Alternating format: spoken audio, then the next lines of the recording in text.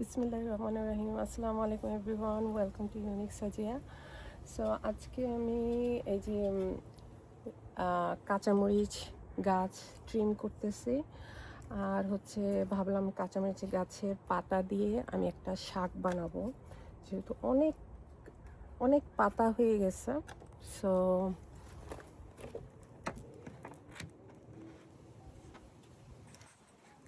এখানে সেট করি। ওকে, এই যে আমার এতগুলা ট্রাইপড, কিন্তু তারপরও দেখা যায় কি দরকারের সময় আমি ট্রাইপড ইউজ করি না। সে এই যে নিচের পাতাগুলো ইউজ করব, উপরের পাতাগুলো ইউজ করব। আর পাতাগুলো কেটে দিলে কি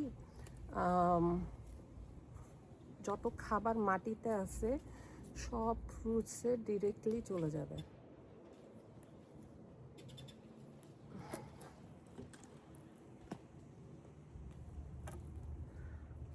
আজকে হচ্ছে সানডে। আমি আজকে সানডেটা আসলে কিছু প্ল্যান ছিল কিন্তু আমাকে ক্যান্সেল করতে হয়েছে আনফরচুনেটলি। কিন্তু ভাবলাম যে আমি আমার গাছকে একটু টাইম দিই। এগুলা হচ্ছে খুবই টাইম কনজিউমিং ব্যাপার। হ্যাঁ, যাদের ধৈর্য ধরে গাছকে সময় দিতে ভাল লাগে, এটা হচ্ছে তাদের জন্য। আর হচ্ছে যে কোনো জিনিস আসলে ধৈর্যের ব্যাপার। ধৈর্য ছাড়া আসলে কোনো কাজই আসলে সফল হয় না। আমার ধৈর্য আছে কিনা আমি জানি না। আমি আসলে খুবই আমার ধৈর্য কম, কিন্তু মাঝে মাঝে আমি নিজেকে একটু সেটেল করি,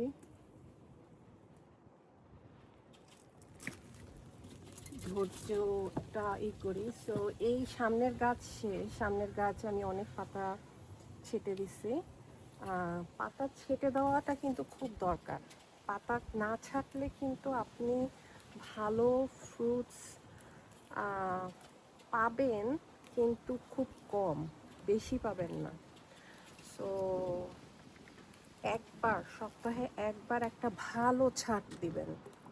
এই পাতাগুলা যেগুলা আছে, এই যে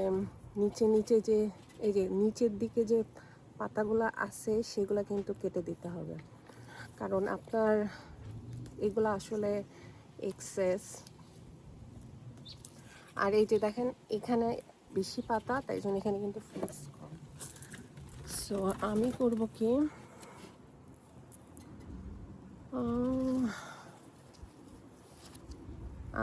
কি, এই যে পাতাগুলা ছেটে দিয়ে আমি এই পাতাগুলার একটা শাক বানাবো। সো ভিডিওটি কেমন লাগলো বলবেন ইনশাল্লাহ। আরেকটি ভিডিও নিয়ে চলে আসবো ইনশাল্লাহ। আসসালামু আলাইকুম।